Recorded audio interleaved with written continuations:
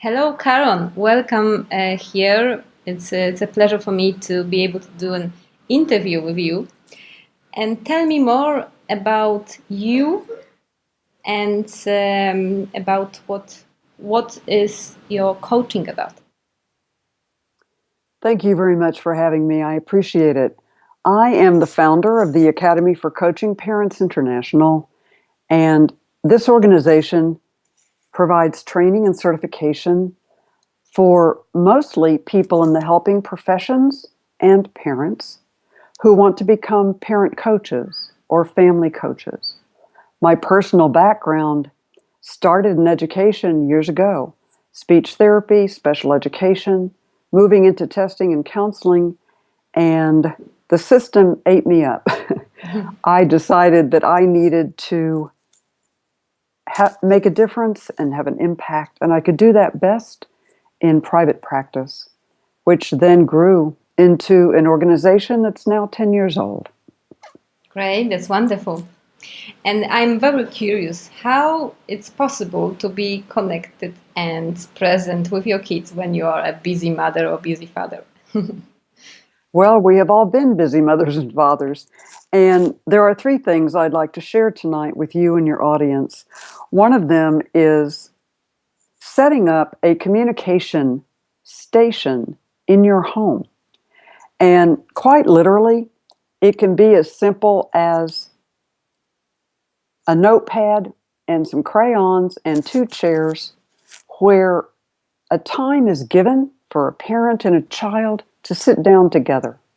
And the communication station is like a center where they meet and they can talk. But it's also a place where a child or a teenager can go write down a concern they might have or something that the parent might want to talk about. So let's say, Kasia, that you and I sit down and we have this time set aside every evening at 6:30 after dinner. Could be 5 minutes, could be 15. But my being present with you, giving you my attention, is our connection. And the way that the communication starts at this appointed time is really with a hand on each other's heart. When a parent and a child make a time to connect, this communication station is a place where their hearts, quite literally, are touched. So if I were to begin my communication with you, I might use tender touch, which is one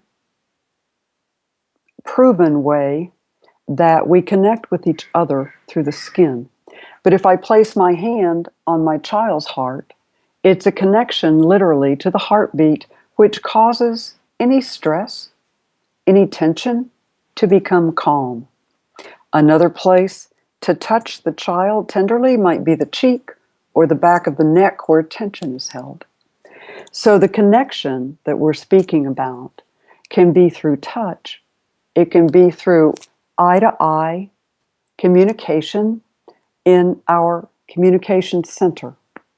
And that center is something set up, Kasia, by the child and the parents or the children. The whole family makes this a place where an informal talk a couple times a week gives the children a voice.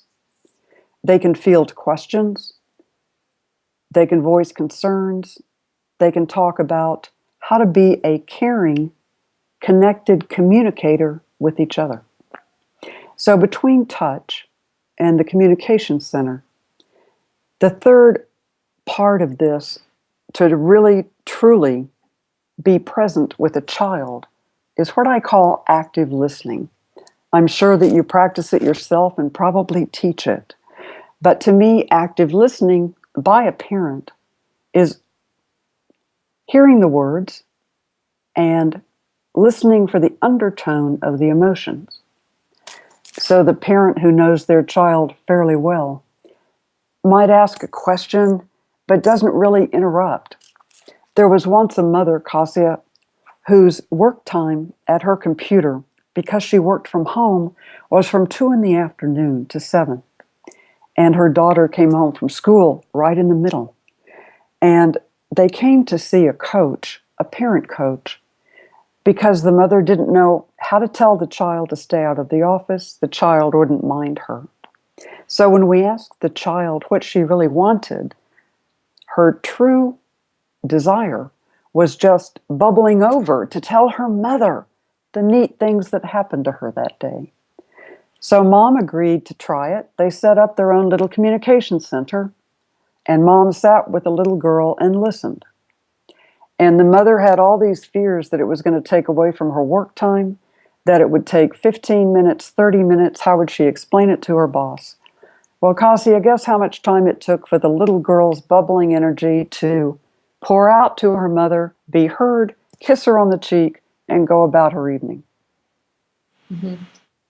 Probably 5 minutes. 7, you were close. 7, yes. It took exactly 7 minutes. So all of the fears that the mom had and the concerns and the worries melted away.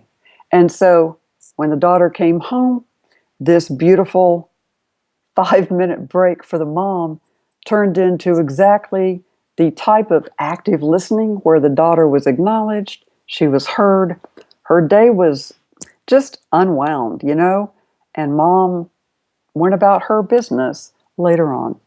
So it's easy to use tender touch. It's easy to set aside a time or a place to talk with each other.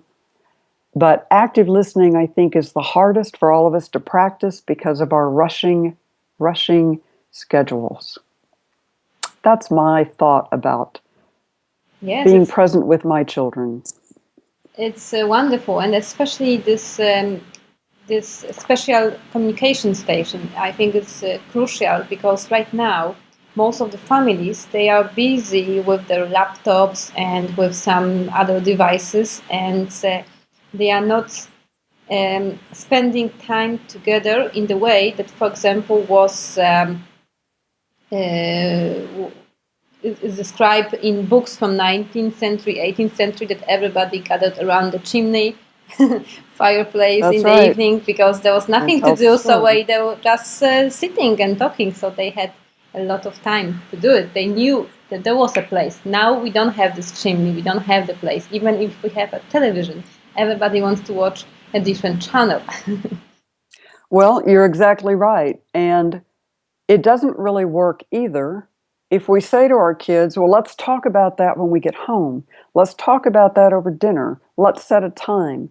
And what I love about the communication station is it's a way to create not only time, but a place. Mm-hmm. It's a physical place created by the family with books or pictures. They can decorate it, but it's a safe place. It's a safe place to have a heart-to-heart talk. It's a safe place to wind down before you go to bed or talk about your fears. So when I hear about parents who say, gosh, I don't know what Johnny's doing in school, or I didn't know that she was being picked on, that bothers me sometimes, because why don't they know? Why don't they know what their kids are doing and what's happening to them?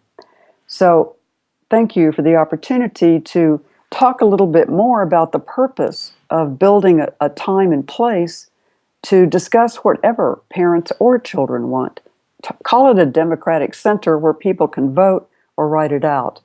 But I really encourage parents and kids to get together to do this and to decorate it the way that they want, and let each person's personality bring their pictures, their books, their colored pens, and their paper, and create it as a sacred space.